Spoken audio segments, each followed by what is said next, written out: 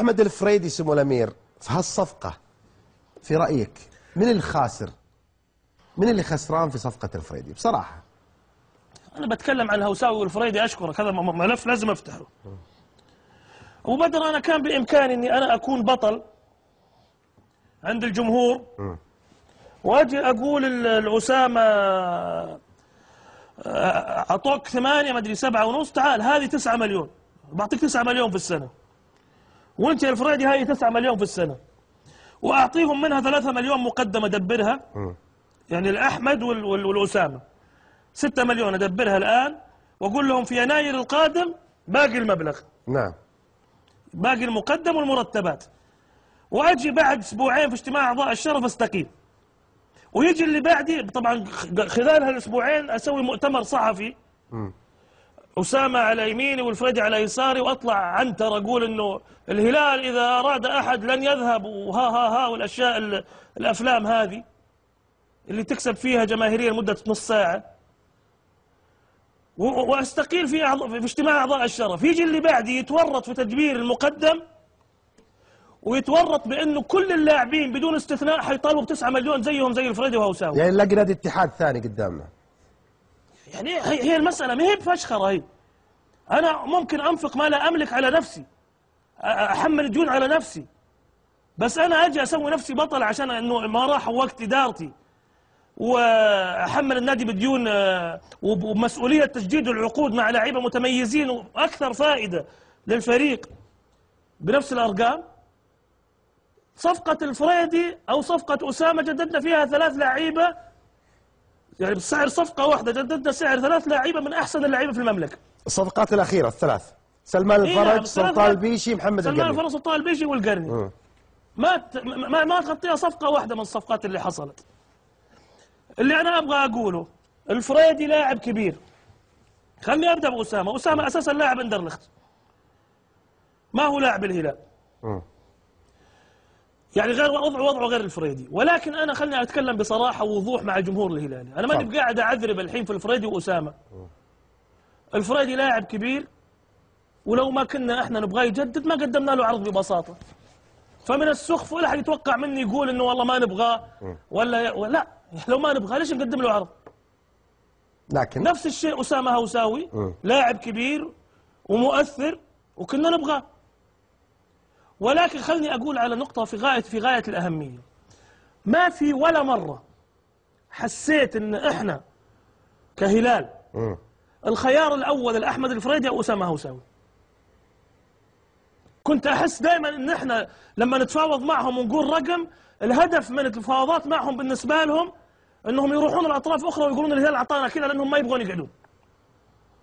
وليه ما يقعدون؟ انا اعتقد في اسباب ممكن اجهلها، وفي سبب يمكن يبغون يكونون في الغربيه اكثر من انهم ما هم مرتاحين في الرياض. وفي نفس الوقت كمان انا بقول لك على شيء، يبان يا ابو بدر لما اللاعب يبغى يجدد، والمفاوضات كانت متعسره بشكل مبالغ فيه، واحنا في نهايه الامر ما عندنا مشكله ان احنا اللعيبه انهم ياخذون 10 مليون. ولكن أنا لو بعطي الفريدي مثل ما قلت لك 9 وأسامة 9، كم بعطي اللي بعدهم؟ وكيف بأمن المرتبات؟ إحنا بالوضع الحالي نتأخر بالشهرين وبالثلاثة كل الأندية.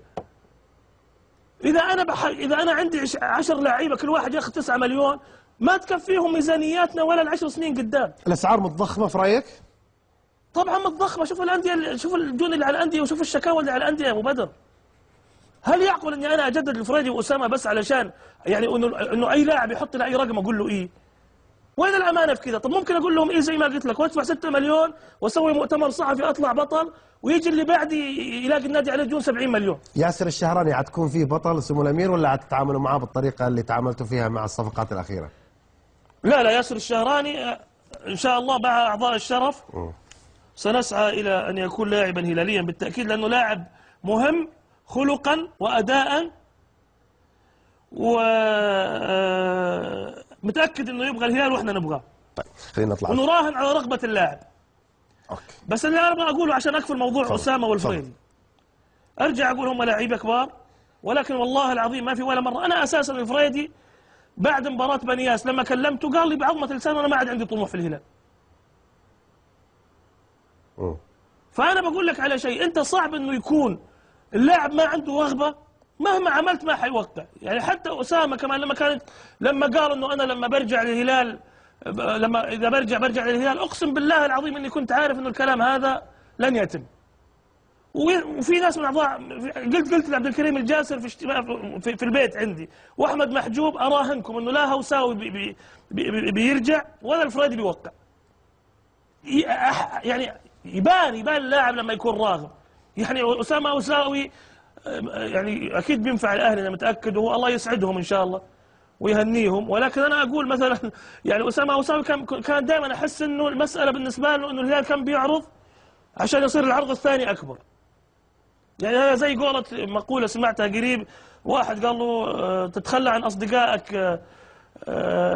إذا قالوا لك تتخلى عن أصدقائك ب1,000,000 $، إيش أول شيء حتصرف الفلوس فيه؟ حاجة زي كذا يعني.